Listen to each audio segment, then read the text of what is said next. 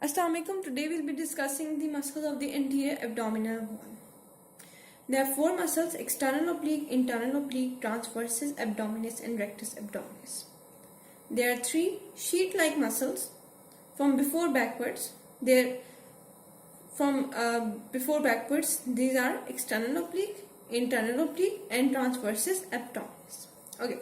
Before starting the muscles, the term we'll be using extensively in this lecture will be aponeurosis and linea alba. So I thought to give you some introduction about these two terms.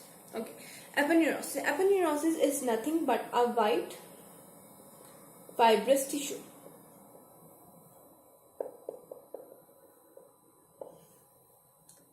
It has various attachments and it acts like a tendon.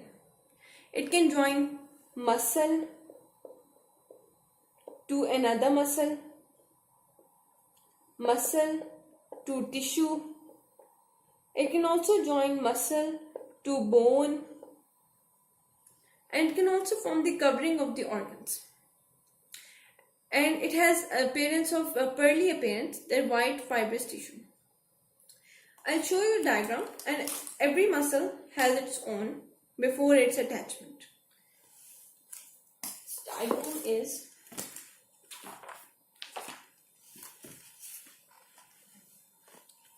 as you can see in this diagram that this is the white pearly appearance, this is the fleshy muscle, and this is the white pearly appearance. This is known as the aponeurosis. Okay, so the next term we'll be moving on to is linea alba. Linea alba is the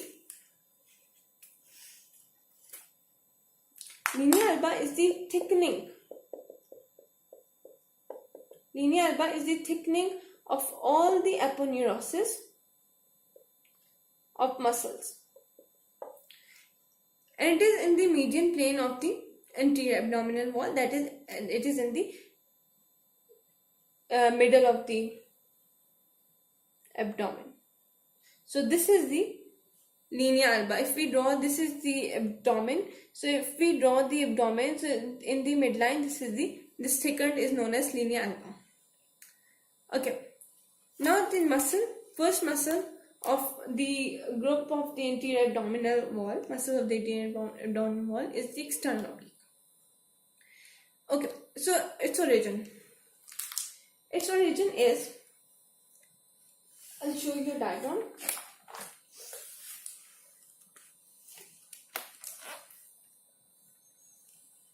Okay, so its origin is from the lower 8 ribs. So lower 8 ribs means from 5 to 12. So here we can see that this is the 5th rib, 6th, 7th, 8th, 9th, 10, 11 and 12. Okay. So these are, the numbering is not visible, but this is the 5th, 6th, 7th, 8th, 9th, 10th, 11th, and this is the 12th rib. These outer margins of these ribs form the origin of the external oblique muscle. Its insertion. The external oblique muscle is inserted into the xiphoid process. This is the xiphoid process. Okay. Xiphoid process. Iliac crest, outer lip of the iliac crest. Xiphoid process, outer lip of the iliac crest, and then its insertion. It is inserted to the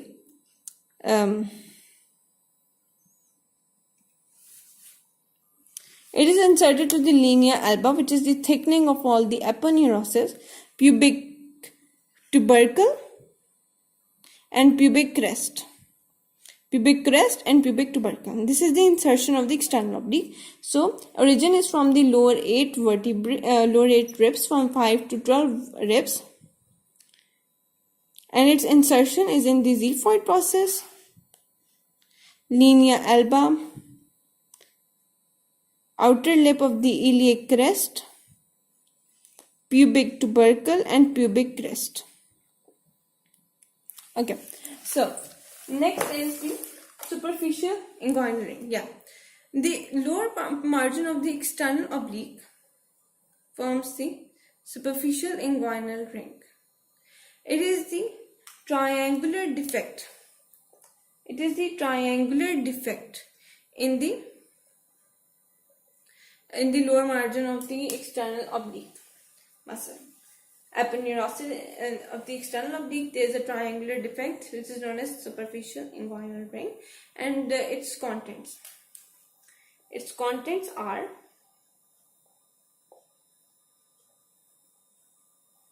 in male spermatic cord and its external fascia and its fascia. Okay, fascia है and external spermatic fascia. External spermatic fascia. And then its contents in female are round ligament of uterus and the fascia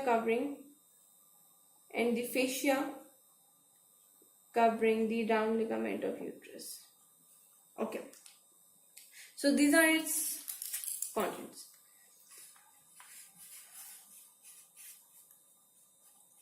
Then we have the inguinal ligament.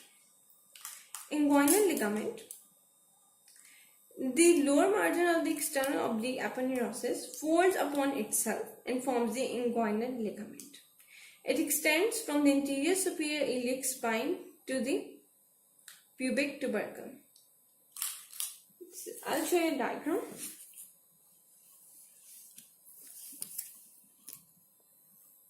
Yeah. So, this is the anterior superior iliac spine and this is the pubic tubercle over here.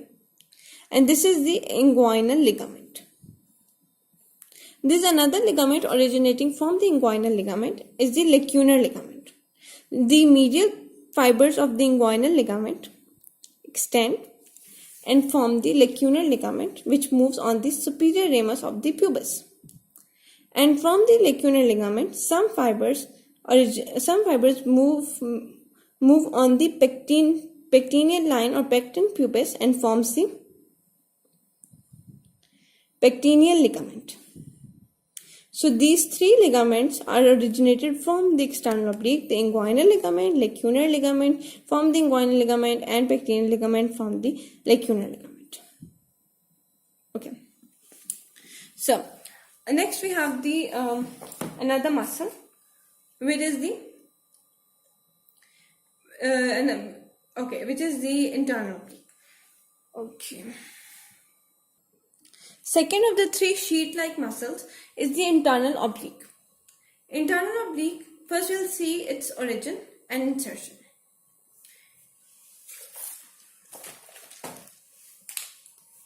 It is originated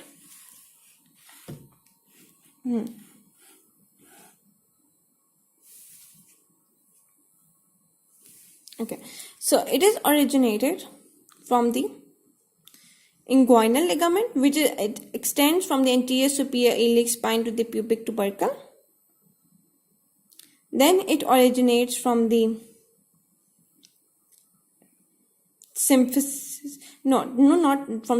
inguinal ligament, iliac crest, and these are the lumbar vertebrae. We can see L1, L2, L3, L4, L5, and the fascia.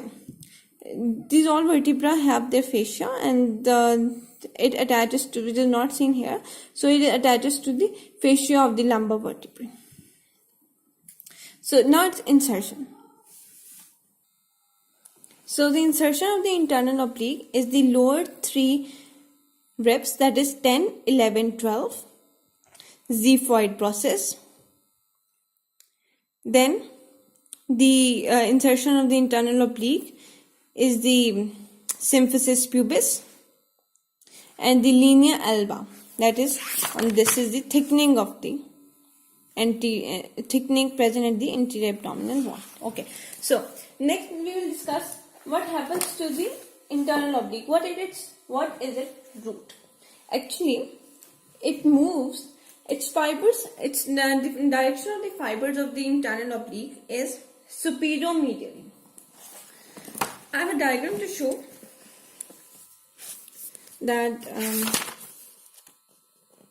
yes. Over here you can see under this heading internal oblique and muscle and aponeurosis. So internal oblique, superior and medially. So can you appreciate the lines? Superior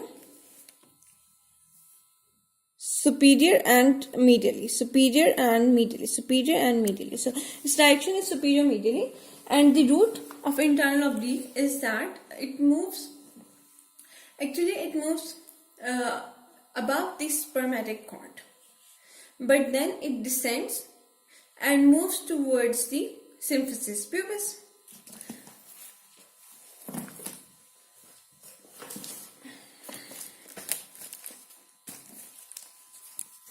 Over here, this is a diagram. So you can see that this is the internal oblique, and this is the spermatic cord. So it initially moves upward from, as its origin is from the inguinal ligament. So this is the inguinal ligament. So it is initially it moves upward above from the spermatic cord, but then it descends and moves towards the symphysis pubis. And along with the spermatic cord also brings some muscles which are known as cremaster muscles. Okay, so then we have the conjoint tendon. Actually, the conjoint tendon is formed by the fusion of transversus abdominis plus internal oblique, which gives the conjoint tendon. Okay, so then we have the anterior lamina and the posterior lamina. Actually, above the umbilicus, so here we have umbilicus.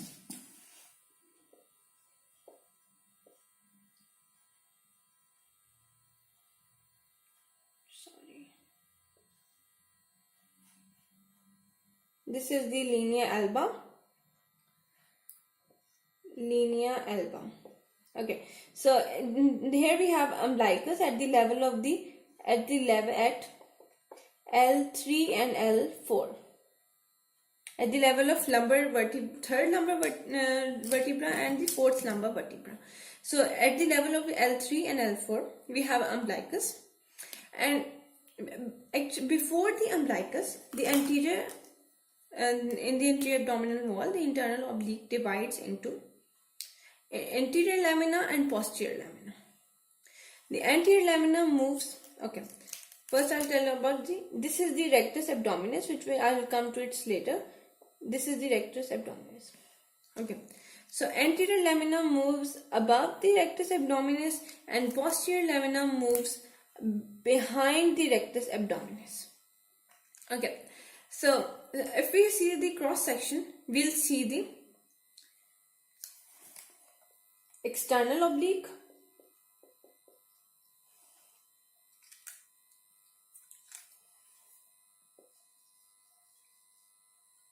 anterior lamina of internal oblique, rectus abdominis,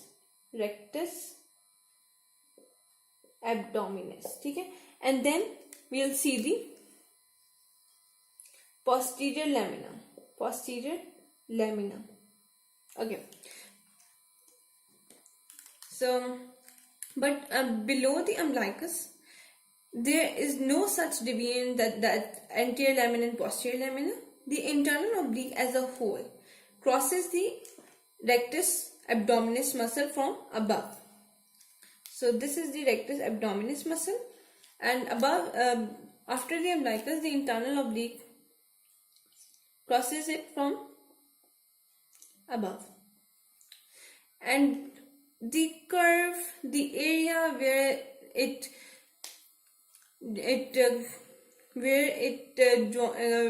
where it covers the rectus abdominis, is known as pouch of Douglas or the arcuate line.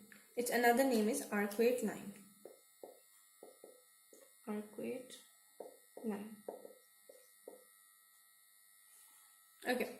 So next concept which I would like to discuss is the area, demarcation, from where the fleshy region and the aponeurosis of the muscle start. So pouch of Douglas is very important, or the arcuate line. Okay. Difference between the fleshy and aponeurosis of the part of the muscle. Fleshy is that part of the muscle which is red in appearance, and aponeurosis is that part of the muscle which is white pearlish appearance.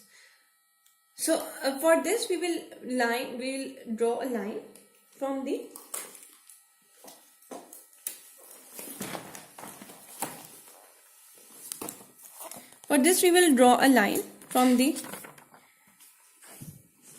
anterior superior iliac spine to the umbilicus. So as we know that umbilicus lies at the level of the L3 and L4 lumbar vertebrae. So we will draw a line from the anterior superior iliac spine till the L3 and L4 lumbar, where it is located the umbilicus. Okay, so we'll draw a line, and all the fibers which are lateral to this line, I'll draw a line. All which are lateral to this line are fleshy, and all these fibers which are medial to this line are pearlish in appearance. Like I'll show you a diagram.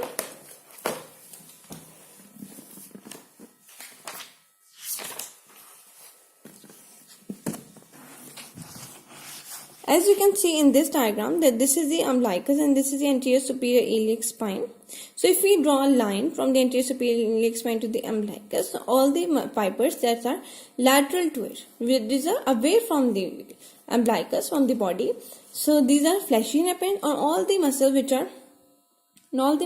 are medial to the umbilicus are what? They are white pearlish appearance. Okay.